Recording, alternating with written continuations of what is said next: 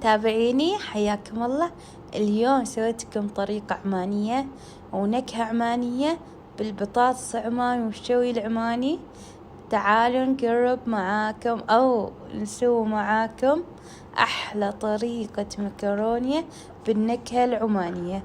أول شي طبعا هني سلقت مكرونية مع ماي حار وملح وخليتهم 15 دقيقة، وهني حمست بصل وثوم مع زنجبيل شوي. طبعا حمستهم مع بعض لما ذبلوا وتغير لونهم. ضفت الشوي العماني وبعدين ضفت البزال العماني والفلفل الأسود والملح، وبعدين ضفت الماي. بعد ما ضفت الماي خليتهم يسبكون مع كريمة الطبخ، يعطي نكهة لذيذة وخيال.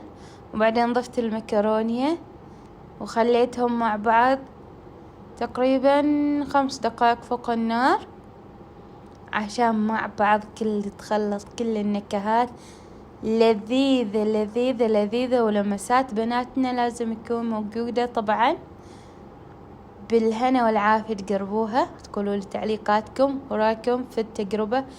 كانت لذيذة ومن أخطر المكرونيات اللي سويناهن، وبالهنا.